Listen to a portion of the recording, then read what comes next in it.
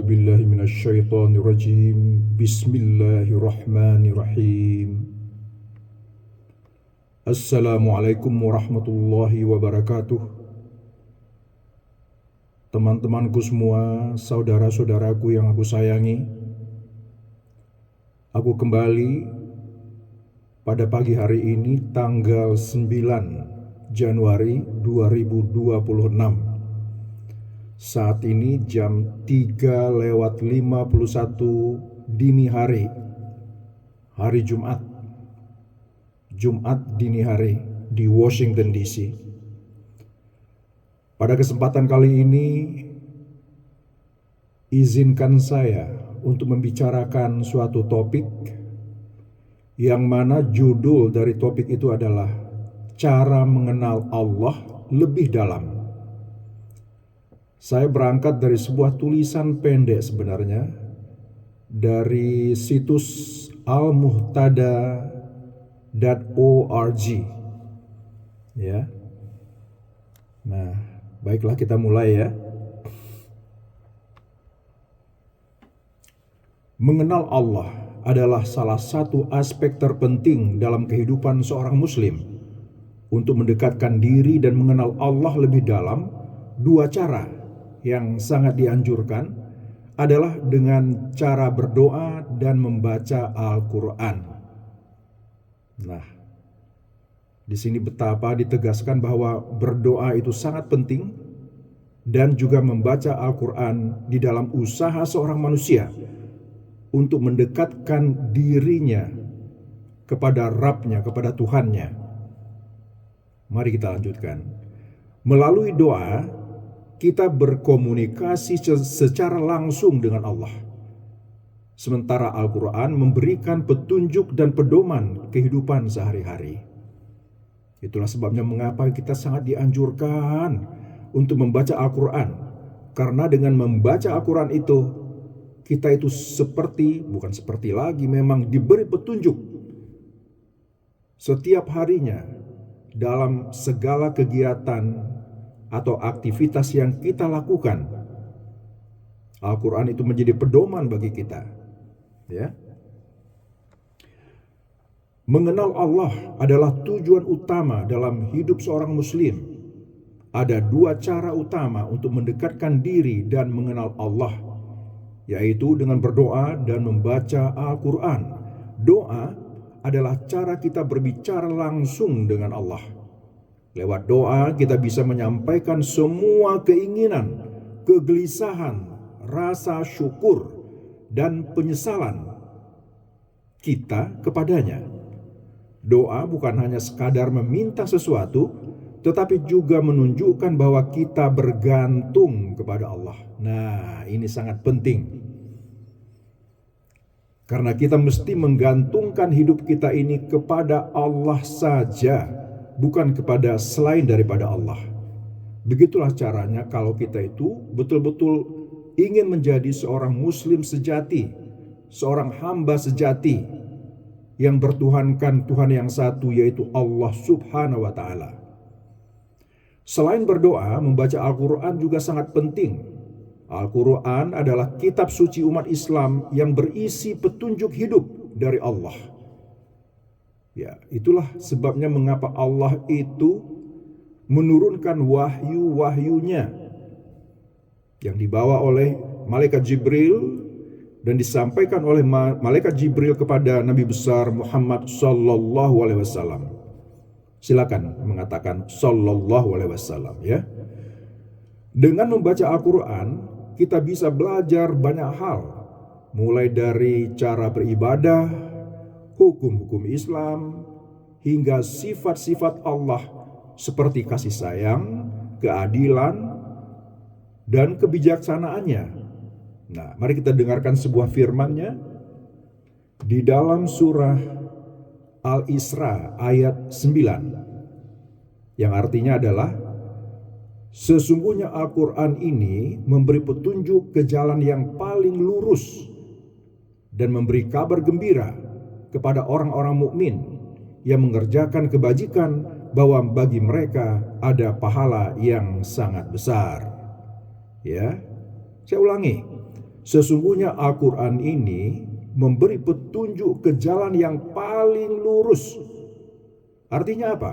Tidak ada jalan lain selain jalan yang diberikan oleh Al-Quran itu yang lebih lurus. Ya, jalan Allah lah satu-satunya jalan yang terlurus. Tidak ada jalan lain yang lebih lurus daripada jalan Allah. Jalan Allah dalam hal ini adalah petunjuk-petunjuk yang diuraikan, diberikan di dalam Al-Quran. Agama Islam, agama yang satu-satunya yang diakui oleh Allah. Ya,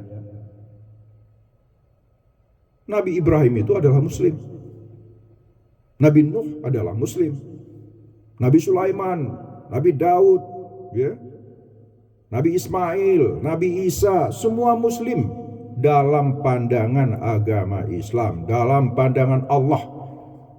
Jadi jangan terlalu sempit mengartikan kata Muslim itu. Ya, yang namanya Muslim itu bukanlah hanya orang-orang pada zamannya Nabi Muhammad SAW dan setelahnya. Tidak. Bahkan di dalam Al-Quran sendiri Allah mengatakan bahwa Nabi Ibrahim itu adalah seorang Muslim. Nah, begitu arti luasnya Muslim itu. Muslim itu bukan hanya sekedar kata, bukan hanya sekedar tulisan, tetapi adalah bagaimana sifat seseorang itu, hati seseorang itu, sikap seseorang itu, ya, keimanan seseorang itu, siapa Tuhan seseorang itu. Itulah Muslim. Ya, itulah sebabnya mengapa nabi-nabi sebelum Nabi Muhammad SAW disebut Muslim di dalam Al-Quran. Sangat banyak nabi, ya, sangat banyak juga rasul, bahkan ada yang mengatakan 124.000, sementara yang tertulis di dalam Al-Quran hanya 25 yang diketahui. Nah, di dalam pandangan Allah, di dalam pandangan Islam, di dalam pandangan Al-Quran, semuanya adalah Muslim. Muslim. Baik, mari kita lanjutkan. Dengan rutin berdoa dan membaca Al-Quran, kita akan semakin memahami kebesaran dan kasih sayang Allah. Inilah yang sangat penting. Bukankah kita ingin mengerti, memahami, bahkan merasakan kasih sayang Allah itu? Bukankah kita ingin mengerti dan memahami kebesaran Allah itu? Kita sering mengatakan bahwa Allahu Akbar, Allahu Akbar, Allahu Akbar. Setiap kali kita sholat selalu mengatakan Allahu Akbar. Orang lain juga mengatakan Allahu Akbar. Terlalu rutin kita mengatakan kata itu. Tapi apakah kita paham apa yang dimaksudkan dengan besar itu? Allah Maha Besar. Apa maksudnya itu? Besar. Dapatkah kita memikirkannya? Dapatkah kita memahaminya? Besar apa ini? Besar dalam ukuran atau besar di dalam hal-hal yang lain? Ini perlu kita renungkan supaya kita bisa merasakan kehadiran Allah itu di dalam hati kita, di dalam diri kita. Tanpa kita mengetahui maknanya, hikmahnya, tanpa ada pemahaman, kita tidak akan merasakan bagaimana sesungguhnya kebesaran Allah itu. Ya. Ketika kita berjalan bersama Allah. Nah, apa maksudnya ini? Ketika kita berjalan bersama Allah, maka hidup kita akan tenang dan tidak akan gelisah. Karena itu, karena kita sedang berjalan bersama pemilik dari dunia ini. Waduh. Ini kalimatnya luar biasa ini. Luar biasa. Apa itu artinya ya? Berjalan bersama Allah, hidup bersama Allah, memilih bersama Allah, ya, bernafas bersama Allah, melangkah bersama Allah, berpikir bersama Allah, merasa bersama Allah. Apapun yang kita lakukan di dalam hidup kita ini, detik demi detik, bisakah kita bersama Allah selalu? Andai kata bisa, ya, andai kata bisa, andai kata selalu ingat, ya, kita selalu ingat kepada Allah, melihat kehadirannya di dalam hidup kita, di dalam setiap gerak-gerik kita, maka pernahkah Anda seperti itu? Ya, merasakan kehadiran Allah di dalam setiap segi, bahkan di dalam setiap detik kehidupan Anda. Sebenarnya itu bisa dicapai di dunia ini. Syaratnya apa? Kesadaran. Kesadaran hati, kesadaran pikiran, ingatan hati dan ingatan pikiran, nyalangnya mata hati dan mata kepala terhadap Allah itu sendiri. Jadi ingat Allah itu bukan hanya pada waktu-waktu tertentu, bukan hanya pada waktu subuh saja, zuhur saja, ya, asyar saja, maghrib saja, isya saja. Padahal kita tahu, ya, bahkan di dalam sholat itu sendiri sering-sering kita melupakan Allah. Yang kita ingat adalah hal-hal yang lain selain daripada Allah. Pada saat justru di mana kita seharusnya 100% mengingat Allah. Bahkan di saat sholat sendiri pun sangat sedikit sekali kita mengingat Allah. Apalagi di luar sholat. Itulah sebabnya kita itu merasa jauh dari Allah, merasa Allah itu sangat jauh, tidak merasakan kehadirannya. Karena kualitas ingatan kita kepada Allah itu sangat-sangat minim, sangat-sangat kurang, sangat-sangat dalam tanda petik buruk. Namanya saja sholat, ya, namanya saja mengingat Allah, tetapi kualitas daripada ingatan kita itu terhadap Allah sangat-sangat minim. Ya, katakanlah sholat itu 100%.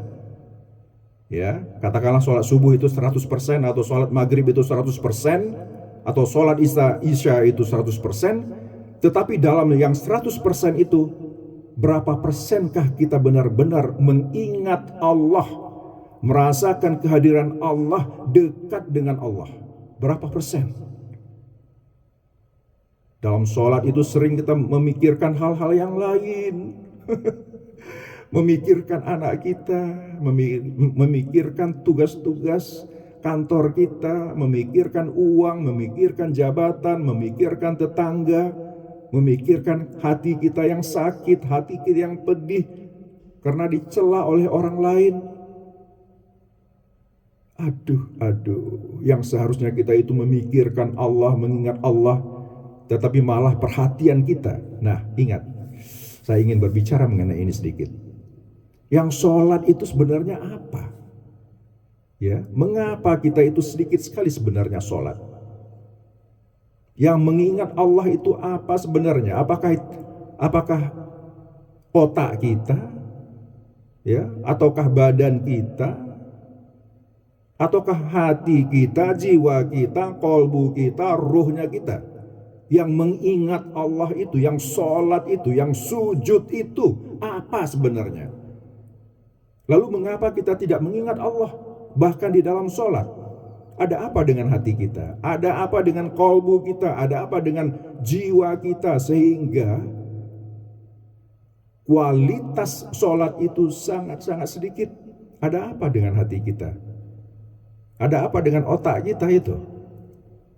Nah, ini perlu kita renungkan sehingga dengan pemahaman ini, mudah-mudahan kita itu bisa mengendalikan hati kita, mengendalikan otak kita, sehingga hati dan otak itu bisa tunduk pada keinginan kita.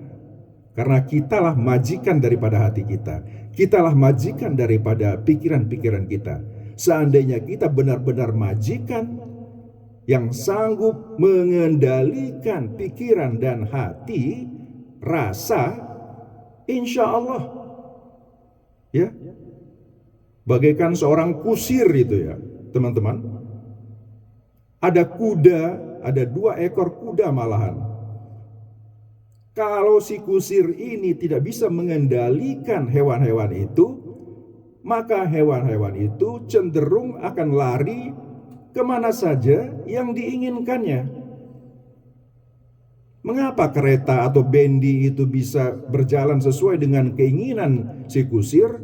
Karena si kusir itu bisa mengendalikan, mengarahkan, apakah itu 1 ekor kuda atau 2 ekor kuda bahkan, tapi tetap bisa dikendalikan jalannya dan diarahkan kemana tujuan larinya kuda itu. Nah, seperti itu pula lah kita. Hati kita ini bagaikan kuda itu. Pikiran kita ini adalah bagaikan kuda itu. Kalau dibiarkan bebas saja tanpa kendali, ya, artinya kita itu tidak menguasai hati kita, tidak menguasai pikiran akal kita. Itu keduanya akan berlari-lari kemana saja yang mereka suka, atau kemana saja yang ditarik oleh sesuatu di luar diri mereka itu. Ingat lagi ya, setan yang selalu mengusik manusia, itu ingin menarik perhatian hati itu, ingin menarik perhatian pikiran kita itu ke arah yang diinginkan oleh setan ini. Apalagi kalau kita berbicara tentang hawa nafsu yang ada di dalam diri kita sendiri. Itulah mengapa ya, karena semua itu menarik, berusaha mengusik, mengganggu hati kita, pikiran kita, sehingga kita itu makin sedikit mengingat apa yang sesungguhnya mesti kita ingat. Baik, kita lanjutkan dulu. Ini semakin asyik ini sebenarnya ya, berpikir bersama-sama ini. Kita lanjutkan dulu lah. Ya, dengan rutin berdoa dan membaca Al-Quran, kita akan semakin memahami kebesaran dan kasih sayang Allah. Ketika kita berjalan bersama Allah, maka hidup kita akan tenang. Nah, ini syaratnya apa? Ketenangan itu apabila kita betul-betul 100% berjalan bersama Allah. Ya. Dan tidak akan gelisah karena kita sedang berjalan bersama pemilik dari dunia ini. Apa itu artinya pemilik dari dunia ini? Bukan hanya dunia ini. Yang harus kita pikirkan adalah pemilik hati kita ini, pemilik pikiran kita ini, pemilik diri kita ini, pemilik hidup kita ini, pemilik nyawa kita ini, pemilik mata kita, pendengaran kita, bibir kita, semua yang kita rasakan sebagai milik kita. Nah, inilah kesalahan manusia ya. Kita itu sering-sering merasakan kita itu memiliki ini, itu. Sesungguhnya kita itu tidak memiliki apa-apa. Karena semua yang kita miliki, yang kita pikir kita miliki, bukanlah milik kita. Ya, kita saja yang merasakan semua itu adalah milik kita. Tetapi sesungguhnya pemilik yang sesungguhnya dari segala sesuatu hanyalah Allah Subhanahu wa Ta'ala. Ketika kita menyadari hal ini, insya Allah kita itu menjadi tenang.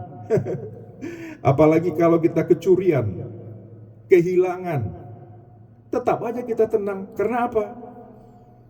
Yang hilang itu bukan milik kita. Yang hilang itu bukan milik kita.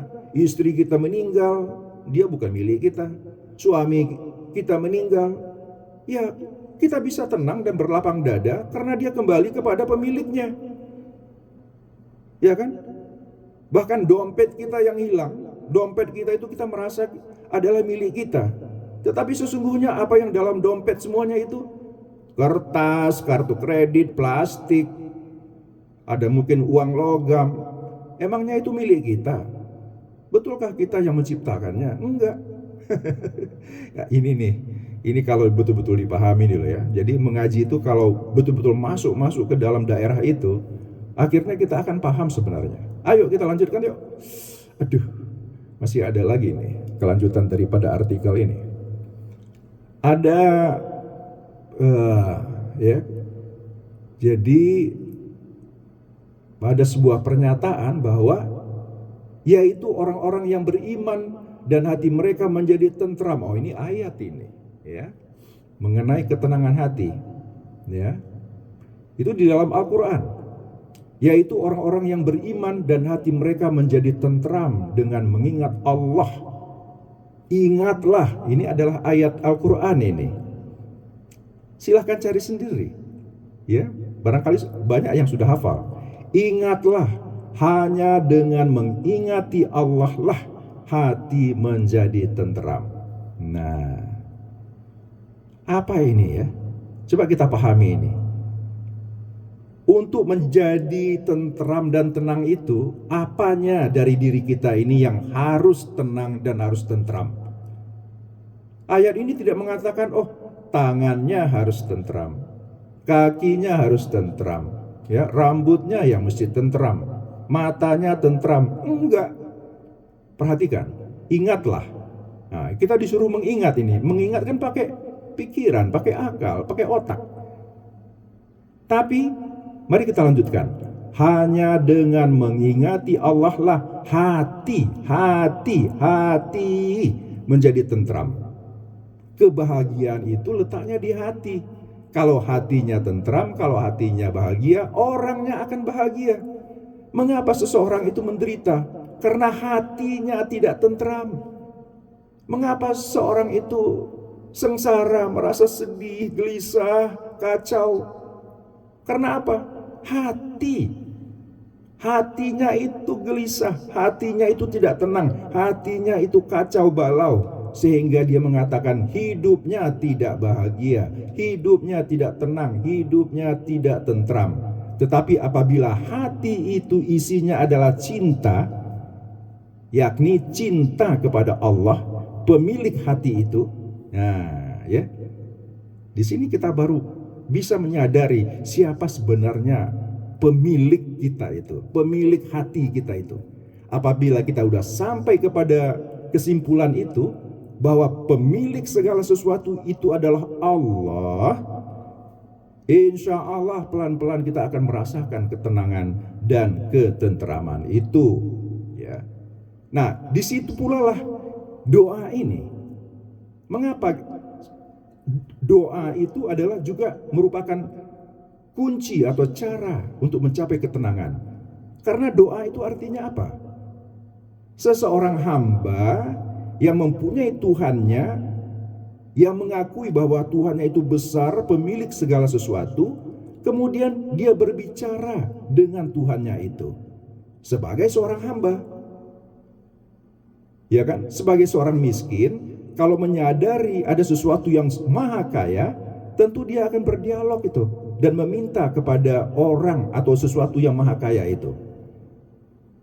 Semakin dia menyadari betapa butuhnya dia kepada Allah itu, semakin dia menyadari bahwa dia perlu meminta, perlu memohon.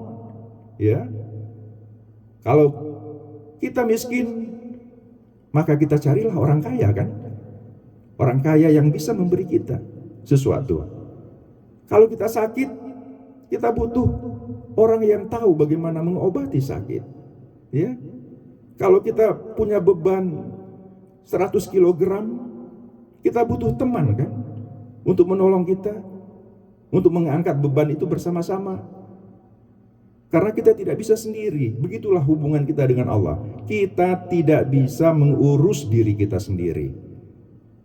Kita perlu pertolongan Allah, bantuan Allah. Jangan kita berusaha menyelesaikan masalah-masalah kita itu sendiri. Saya baru mendengar satu kisah, ya.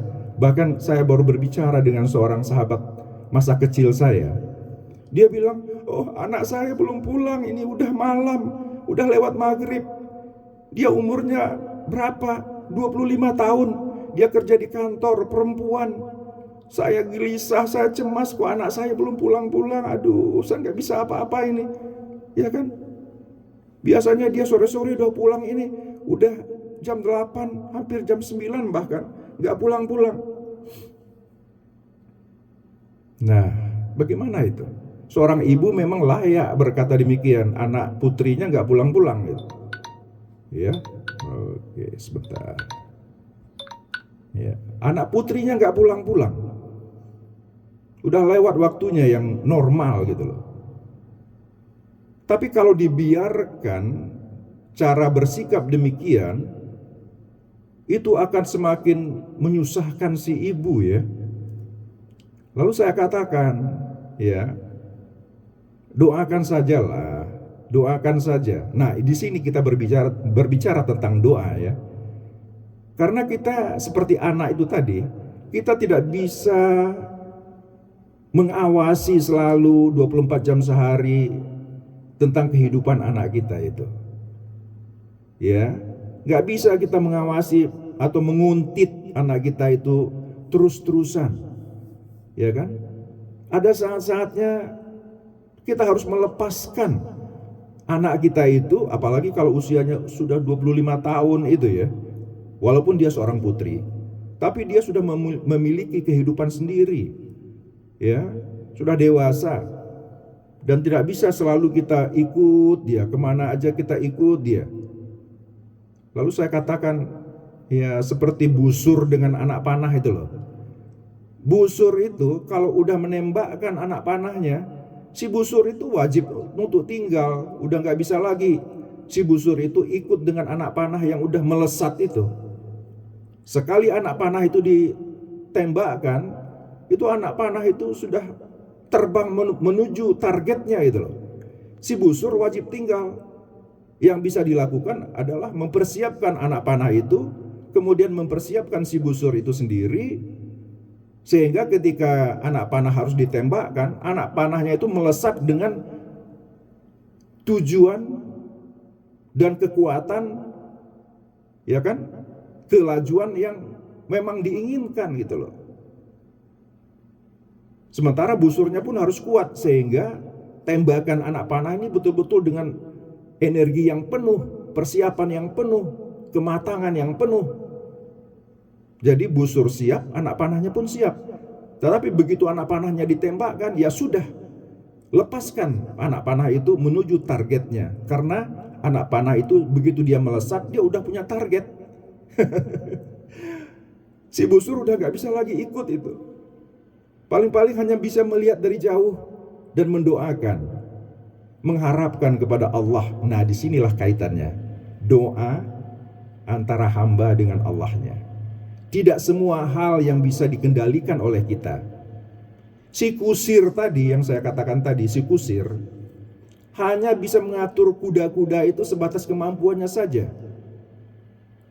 Tapi tidak mesti, walaupun kendalinya itu udah 100%, itu tidak menjamin bahwa larinya kuda ini akan sesuai dengan apa yang dia inginkan.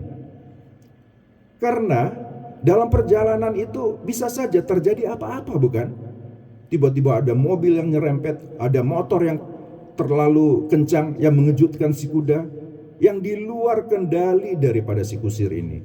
Mungkin ada lubang di jalan yang tiba-tiba membuat kudanya kaget, atau ada hewan yang lewat, entah itu ular, entah itu buaya yang lewat di hadapan kuda itu.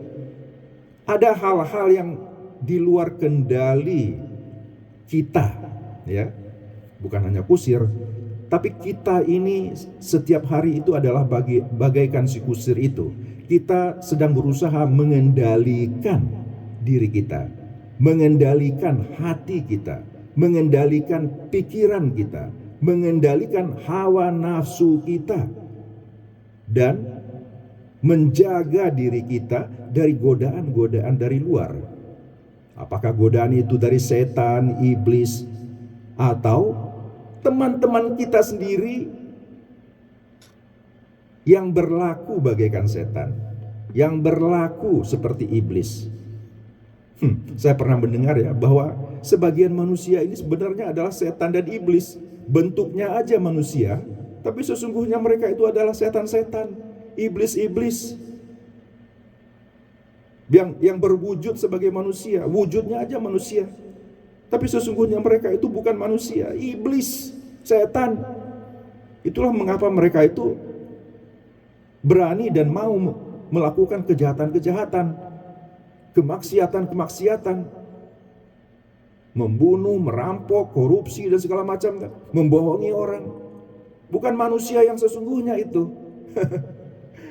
Bentuknya boleh manusia, tapi sebenarnya mereka bukan manusia. Nah, ada juga saya pernah mendengar banyak orang yang hidup, kelihatannya hidup, tapi sesungguhnya mereka itu adalah bangkai-bangkai yang berjalan itu. Ya kan? Mungkin Anda pernah mendengar ungkapan seperti itu ya. Banyak orang-orang yang hidup, tapi sebenarnya mereka itu sebenarnya adalah orang-orang yang mati.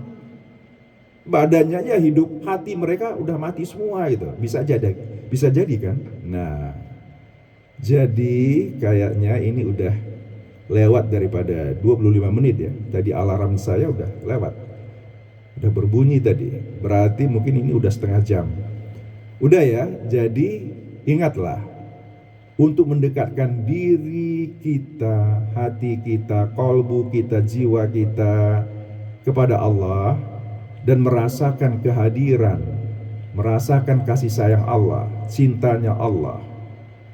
Dan kita semakin mengenal siapa Rabbnya kita itu, siapa Allah itu. Kita perlu sering-sering membaca Al-Quran, karena Al-Quran itu adalah suaranya Allah, suara Allah, kata-kata Allah, firman Allah. Ya, dengan membaca Al-Quran kita mendengarkan dalam tanda petik suaranya Allah itu. Apa yang Dia mau kita lakukan, apa yang diinginkannya untuk kita lakukan, hal-hal apa yang membuat Allah itu senang apabila kita lakukan, hal-hal apa yang membuat Allah itu merasa murka ketika kita lakukan. Semua itu kita ketahui ketika kita membaca Al-Quran, merenungi maknanya, ya, sampai ke dalam-dalam. Bukan hanya bunyinya saja, bukan hanya lafaznya saja, tapi pesannya kita dapatkan, hikmahnya kita dapatkan. Dengan demikian kita merasakan Allah itu, sangat penting. Ya. Percuma kita mengatakan Allah, Allah, Allah, Allah, Allah, Allah, Allah, Allah, Allah, tetapi kalau dianya itu luput dari rasa kita. Nah, jangan sampai luput dia itu dari rasa kita. Lidah bisa aja bilang Allah, Allah. Bunyi dari bibir kita ini bisa aja bilang, suara kita ini Allah, Allah, Allah. 10.000 kali kita mengucapkan kata Allah, tapi kalau kita tidak merasakan hadirnya Allah di dalam hati, apalah gunanya? Ya. 10.000 kali kita mengatakan cinta, cinta, cinta, cinta, cinta, cinta, cinta, cinta, cinta, tapi kalau hati kita tidak merasakan cinta itu, apalah gunanya? Ya kan? Sama seperti kita itu mengucapkan kata gudeg, gudeg, gudeg, gudeg, gudeg, gado-gado, gado-gado, bakso, bakso, pecel, pecel, tempe. Tapi kalau lidah kita ini tidak merasakan bagaimana rasa gado-gado itu, pecel itu, cabe itu, ya. 10.000 kali kita mengucapkan kata cabe, tapi kalau mulut kita ini, gigi kita ini tidak pernah menggigit si cabe, kita tidak akan pernah merasakan pedesnya si cabai itu. Benar atau benar? 10.000 kali kita ulang-ulang kata-kata gula, gula, gula, gula, gula, gula, gula, gula, gula, gula. Tapi kalau mulut kita ini, lidah kita ini, bibir kita ini belum pernah merasakan gula, nggak ada artinya kata-kata gula itu kita ulang-ulang. Ya. Untuk merasakan manisnya si gula, masukkanlah gula itu ke dalam mulut. Ini udah bagaimana nih kajian kita nih ya? Ya sudah dulu lah ya, kawan-kawanku sekalian ya. Mari kita tingkatkan itu, rasa kita itu. Bukan hanya kata-katanya yang kita ulang-ulang, bukan hanya ayat-ayatnya yang kita hafal-hafal, tapi pemahaman terhadap ayat itu sehingga kita merasakan apa yang ada di bawah